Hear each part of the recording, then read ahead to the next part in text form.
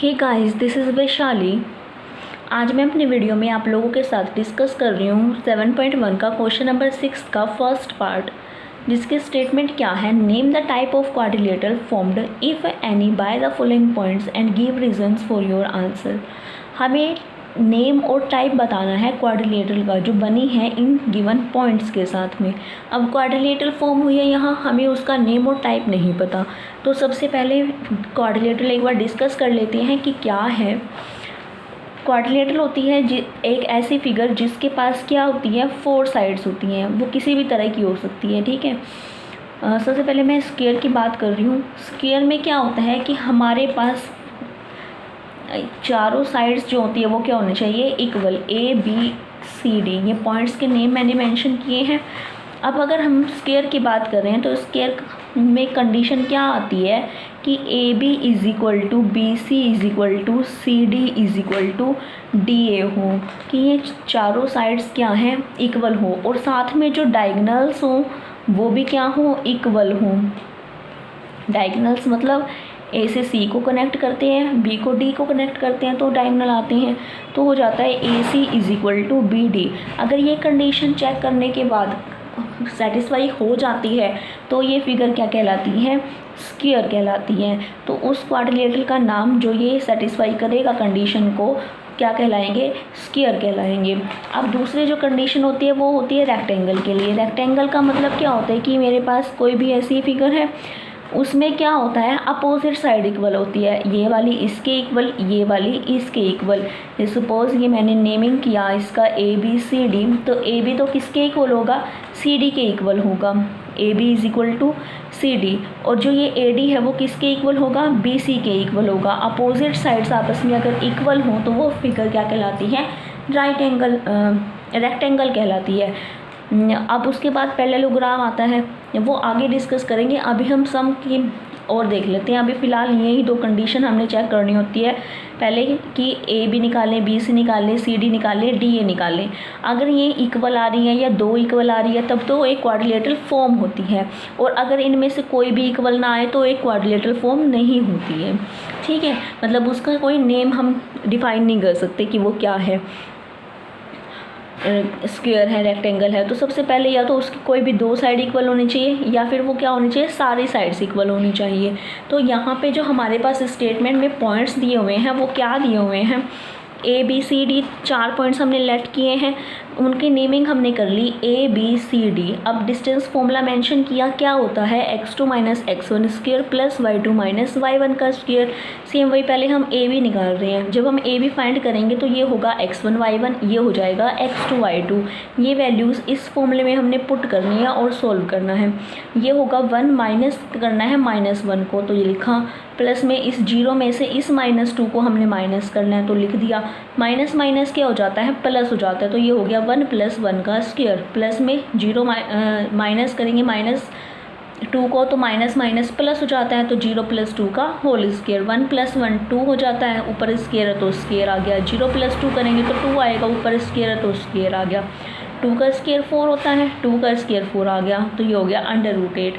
अब हम निकाल रहे हैं BC को। BC निकालते वक्त ये होगा x1 y1, ये हो जाएगा x2 y2। इस -1 में से इस 1 को माइनस करना है, इस 2 में से इस 0 को माइनस करना है इस फॉर्मूले में पुट करने के लिए। तो करेंगे तो ये हो जाएगा -1 का स्क्वायर, प्लस यहाँ से 2 में से क्या माइनस कर रहे हैं, 0, तो 2 - 0 का स्क्वायर। माइनस माइनस प्लस हो जाता है, साइन कौन सा आता है, माइनस का, तो ये हो गया -2 स्क्वायर। 2 में से 0 गया, 2 ही बचते हैं, तो 2 का स्क्वायर हो गया। अब 2 का स्क्वायर कितना होता है, 4। 2 स्क्वायर कितना होता है, 4। 4 + 4 किया तो क्या आ गया, 8 आ गया। अब इसी तरीके से हम CD फाइंड कर रहे हैं, तो ये होगा, अब CD फाइंड करने के टाइम पे x1 y1, ये होगा x2 y2। तो इस -3 में से इस -1 को माइनस करना है, इस 0 में से इस 2 को माइनस करना है।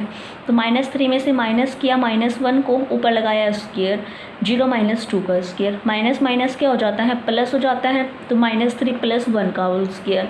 0 में से माइनस करेंगे -2 को तो क्या होगा, -2 का स्क्वायर। -3 + 1 कितना हो जाएगा, 2 हो जाएगा, और 2 का स्क्वायर है तो क्या हो जाएगा, 4। 2 का स्क्वायर यहाँ पे भी कितना हो जाएगा, 4। 4 + 4 कितना आ गया, 8। और ऊपर अंडर रूट है तो अंडर रूट। अब उसके बाद ए डी फाइंड कर रहे हैं। अब ए डी फाइंड करने के लिए ये होगा मेरे पास x1 y1, ये जो पॉइंट है ये क्या होगा x2 y2। तो इस -3 में से इस -1 को माइनस करना है और 0 में से -2 को माइनस करना है। तो यहाँ पे करेंगे -3 माइनस -1 का होल स्क्वायर प्लस 0 माइनस -2 का स्क्वायर, माइनस माइनस क्या हो जाता है प्लस, तो ये हो जाएगा -3 + 1 का स्क्वायर, प्लस में आ गया है 0 और ये माइनस माइनस क्या हो गया प्लस, 0 + 2 का स्क्वायर, 3 में से 1 गया 2 बचता है और 2 का स्क्वायर है तो क्या हो गया 4 हो गया। 0 + 2 करेंगे तो 2 ही आएगा, 2 का स्क्वायर क्या हो जाएगा 4 हो जाएगा और 4 + 4 कर दिया तो √8 आ गया। अब यहाँ पे देखें जब हमने ए बी निकाला,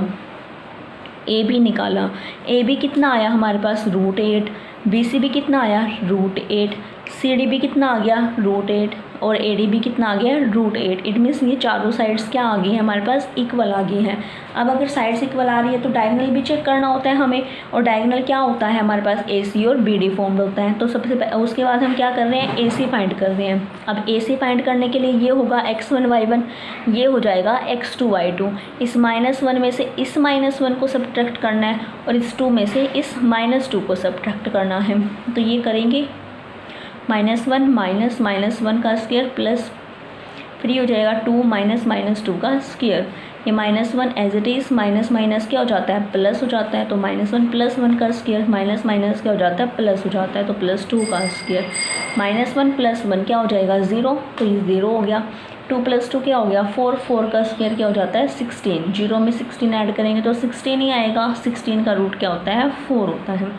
अब बी डी फाइंड कर रहे हैं। जब हम बी डी फाइंड करेंगे तो क्या होगा हमारे पास, ये बी वाला पॉइंट तो x1 y1 होगा और ये वाला पॉइंट क्या होगा x2 y2 होगा। इस मामले में पुट करनी है सारी वैल्यू हमें, तो करेंगे तो ये हो जाएगा -3 - 1 का स्क्वायर प्लस 0 - 0 का square, minus minus plus sign कौन सा माइनस का, 4 का स्क्वायर क्या हो जाता है 16, 0 - 0 करेंगे तो 0 ही आएगा, 0 का स्क्वायर करेंगे तो 0 ही होता है। 16 का रूट कितना हो गया 4 हो गया यहाँ से। अब अगर ये हमारे पास वैल्यू ए सी की 4 आई है, बी डी की भी आई है 4 आई है, इसका मतलब क्या है कि हमारे पास जो डायगोनल्स हैं वो भी क्या आगे हैं इक्वल आगे हैं। डायगोनल्स ए सी = बी डी, और कंडीशन अभी मैंने बताई थी आपको कि अगर हमारे पास चारों साइड्स इक्वल आ जाए और डायगोनल भी आपस में क्या आ जाए इक्वल आ जाए तो वो फिगर क्या कहलाती है स्क्वायर कहलाती है। तो लिखेंगे hence this is a square. तो ये जो फिगर है वो क्या कहलाएगी स्क्वायर कहलाएगी, राइट। आज की वीडियो में बस इतना ही, मिलते हैं अपनी नेक्स्ट वीडियो में, तब तक के लिए बाय।